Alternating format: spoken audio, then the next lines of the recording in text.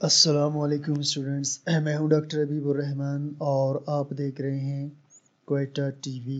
Students, thermochemistry में आज हम डिस्कस करेंगे लेक्चर नंबर 13 को। और इस लेक्चर में हमने पढ़ना है Hess's law of constant heat summation. अब हेसिस इसमें स्टूडेंट्स एक साइंटिस्ट का नाम है और लॉ कहते हैं कानून को। हेसिस लॉ, हेसिस का कानून of constant heat summation. Summation का मतलब होता है जमा करना और कांस्टेंट हीट का मतलब है हीट का एक जैसा रहना। यानी जब हीट के मुख्तलिफ वैल्यूज़ को जमा किया जाए तो हीट एक जैसा रहता है। ये आगे आपको स्टूडेंट्स क्लियर होगा। 1840 में इस लॉ को पेश किया था जर्मन साइंटिस्ट या केमिस्ट जर्मन हेनरी एस ने। ठीक है, चले जी।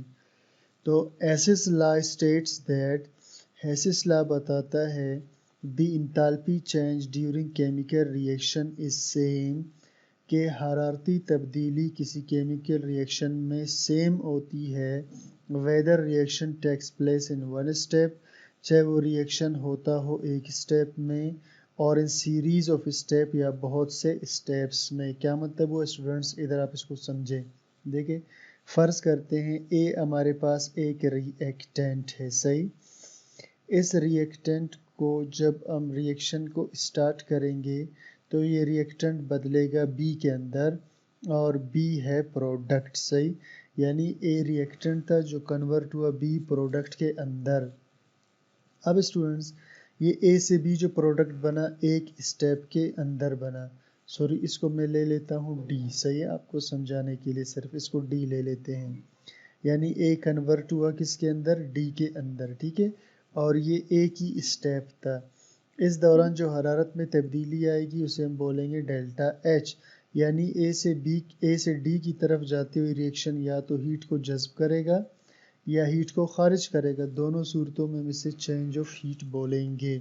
अब स्टूडेंट्स, ये रिएक्शन कई स्टेप्स के अंदर भी हो सकता है। कई स्टेप से क्या मुराद है कि हो सकता है पहले रिएक्टेंट ए किसी स्टेप के ज़रिए, ठीक है, बी में कन्वर्ट हो जाए, फिर जो बी है वो एक और स्टेप के ज़रिए सी में कन्वर्ट हो जाए, फिर जो सी है वो एक और स्टेप के ज़रिए डी में कन्वर्ट हो जाए। तो अब ये रिएक्शन तो हो गया लेकिन ये कई स्टेप्स के अंदर हुआ। यानी ए से बी बना, बी से सी बना, सी से फिर डी बना। और इस दौरान जो ए से बी की तरफ जाते हुए हीट में चेंज होगा इसे डेल्टा H1 बोलेंगे। और बी से सी जाते हुए हीट में जो चेंज होगा डेल्टा H2 बोलेंगे। और सी से डी जाते हुए जो चेंज होगा उसे डेल्टा, ठीक है, H3 बोलेंगे। तो रिएक्शन, अब हेसिस लॉ क्या कहता है, वो ये कहता है कि रिएक्शन चाहे एक स्टेप के अंदर हो या रिएक्शन कई स्टेप्स में हो, हीट में जो कुल चेंज होगा वो दोनों में सेम होगा। यानी इधर जो हीट आएगा, ठीक, इतना ही हीट नीचे वाले का भी आएगा। ठीक हो गया, अगर कंपाउंड सेम हो। हेसिस लॉ स्टेट्स दैट, हेसिस लॉ बताता है इंथैल्पी चेंज यानी हरारती तब्दीली, ठीक, ड्यूरिंग केमिकल रिएक्शन के दौरान इस सेम, वो सेम रहेगा whether reaction takes place in one step, चाहे वो रिएक्शन होता हो एक स्टेप में और इन सीरीज ऑफ स्टेप या बहुत से स्टेप्स में। Enthalpy is a state function, enthalpy एक स्टेट फंक्शन है। स्टूडेंट्स, ये हमने स्टार्टिंग में इस चैप्टर के पढ़ा था। स्टेट फंक्शन वो होता है कि जिसको हम एक टाइम में नाप नहीं सकते बल्कि इसको फाइनल और इनिशियल लेकर उसका फ़र्क निकालते हैं। तो इंथैल्पी एक स्टेट फंक्शन है and it's change is independent of the path. तो इसकी जो तब्दीली है वो इंडिपेंडेंट यानी इन्हिसार नहीं करता ऑफ द पाथ, रास्ते पर। इसकी तब्दीली रास्ते पर इन्हिसार नहीं करता between initial and final state, final और इनिशियल में। यानी ये इसका फाइनल स्टेट है, ये इसका इनिशियल स्टेट है और डी इसका क्या है, फाइनल स्टेट है। तो ये इनिशियल और फाइनल पे सिर्फ डिपेंड करता है रिएक्शन, बीच वाले स्टेप्स पे डिपेंड नहीं करता। ठीक है students, consider a general reaction, फ़र्ज़ करते हैं कि एक आम सा रिएक्शन है इन विच ए इज रिएक्टेंट, जिसमें ए एक रिएक्टेंट है, एंड डी इज प्रोडक्ट और डी उसका प्रोडक्ट है। इन दिस रिएक्शन, इस रिएक्शन में ए इज कन्वर्टेड इनटू डी, ए बदलता है डी में।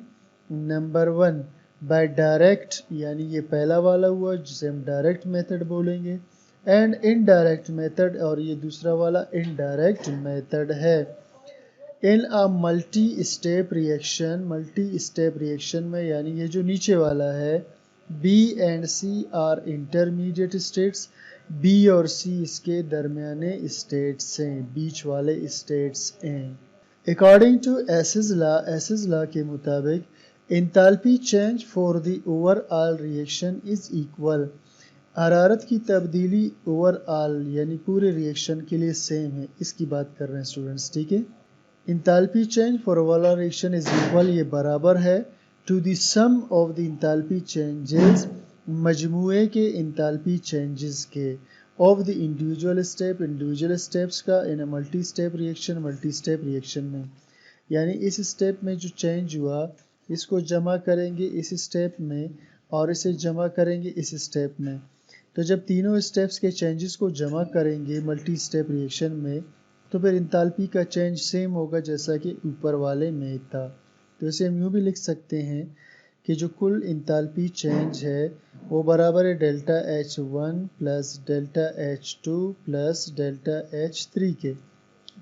तो स्टूडेंट्स हम बात कर रहे थे कि डेल्टा H यानी A से D में जब कन्वर्ट होता है तो हीट के चेंज को हम बोलेंगे डेल्टा H, और डेल्टा H1 ये जब A से B में कन्वर्ट हुआ, डेल्टा H2 B से C में कन्वर्ट हुआ, डेल्टा H3 ये जब C से D में कन्वर्ट हुआ।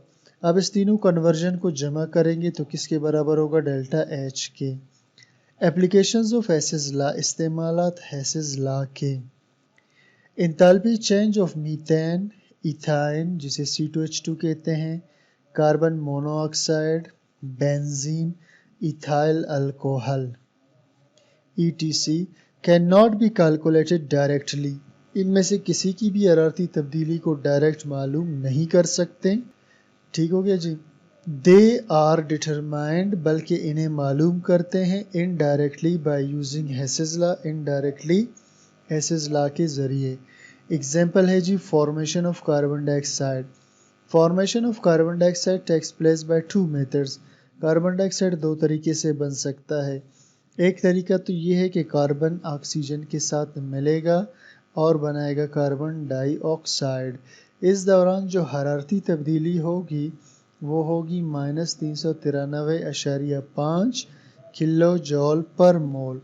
और दूसरा इसका है इनडायरेक्ट मेथड, जिसमें कार्बन तोड़ी ऑक्सीजन के साथ मिलकर पहले बनाएगा कार्बन मोनोऑक्साइड, और कार्बन मोनोऑक्साइड बनते हुए जो हीट खारिज होगा वो 110.5 किलो जॉल पर मोल।